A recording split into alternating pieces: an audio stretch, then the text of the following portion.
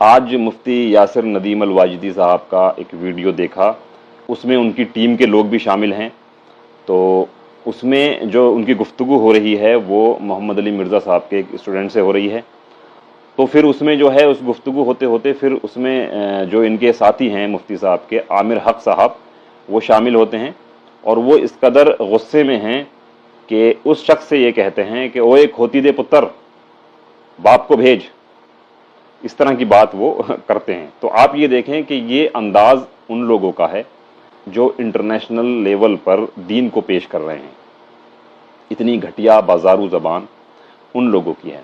پھر آپ مزید آگے بڑھ کر کہتے ہیں سور، اسے کہتے ہیں چپ کر.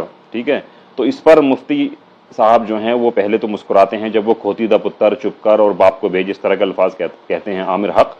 تو مفتی صاحب شروع میں تو مسکراتے ہیں، لیکن جب وہ آگے چل کے سور کہتے ہیں تو مفتی صاحب کو مجبوراً پھر انہیں کہنا پڑا کہ نہیں ایسا اتنا مت کیجیے، ایسا مت کیجیے. اس پہ بھی مفتی صاحب بہرحال مسکراتے ہوئے ہی کہہ رہے ہیں.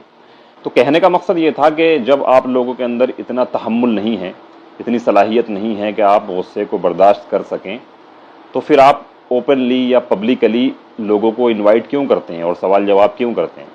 بھئی یا تو اپنے اندر اتنا تحمل پیدا کیجئے کہ سامنے والا تو آپ کو مشتعل کرے گا، آپ دعوت کا کام کر رہے ہیں، لیکن آپ کا امتحان ہے وہاں پر کہ آپ کو وہاں صبر اور تحمل سے ہی کام لینا ہے. لیکن اگر آپ اس امتحان میں فیل ہو رہے ہیں تو آپ کے بس کی کام نہیں ہے یہ کہ جو آپ پبلکلی لوگوں کو بلا بلا کے کر رہے ہیں کام. پھر تو آپ وہی والی بات ہو گئی کہ آپ نے جو ہے اپنے آپ کو اکھاڑے کا ایک پہلوان بنا لیا ہے، اور اکھاڑے کے پہلوان کا مقصد کشتی جیتنا ہوتا ہے. تو آپ کا بھی وہی معاملہ ہے، آپ کسی بھی طریقے سے کشتی جیت جائیں بس، چاہے بھلے ہی آپ سامنے والے کو کھوتیدہ پتر، سور وغیرہ وغیرہ کہنا پڑے آپ کو. تو یہ چیز ہے. تو اس طرح سے دعوت کا کام اس طرح سے نہیں ہوتا، یہ آپ کے بس کا کام نہیں ہے. ہاں اگر آپ دعوت نہیں کر رہے، صرف کشتی کھیل رہے ہیں، کشتی لڑ رہے ہیں، تو میدان کھلا ہے، نو پرابلم، کرتے رہیے. یہ کہنے کا مقصد تھا.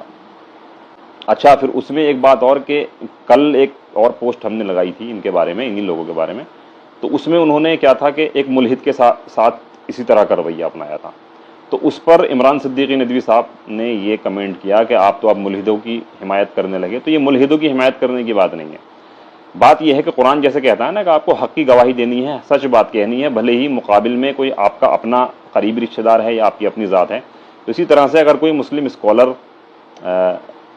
اس طرح کا رویہ اپناتا ہے غیر اخلاقی، تو اس کو غلط کہنا ہے. ٹھیک ہے نا. تو اس میں یہ نہیں ہے کہ آپ اس کے جو مخالف کھڑا ہے اس کی حمایت کر رہے ہیں. اب وہ تو چلو ایتھیسٹ تھا، یہ شخص تو مسلمان ہے جس کو انہوں نے کھوتیدہ پتر یا سور کہا، تو اب آپ اس پہ بھی کہیں گے کہ اس کی حمایت کر رہے ہیں. تو یہ حمایت کا معاملہ نہیں ہے، یہ مطلب معاملہ وہی ہے کہ آپ غلط طریقہ اپنا رہے ہیں. اب وہ ویڈیو کیا تھا وہ آپ خود دیکھ لیجئے. جی عامر بھائی. جی السلام علیکم. سب سے پہلے پیار بھرا سب سننے والا کو امید ہے سب خیریت سے. آنیسٹلی اسپیکنگ یہ ایک یوز لیس آدمی ہے جس کے اوپر ہم لوگ اپنا دو قیمتی انسان اپنا وقت ضائع کر رہے ہیں. جی ایک یوز لیس آدمی ہے، جی انتہائی بدتمیز گستاخ. یہ وہ شخص ہے جو آج سے 2 سال پہلے کے بندے آپ کھوتی کے پتر بیچ میں نہیں بولنا، بیچ میں نہ بول، باپ کو بھیج. انسان کا بچہ بن، تب سے چیخ رہا ہے سور. ارے عامر بھائی یہ نہ کریں. بیچ میں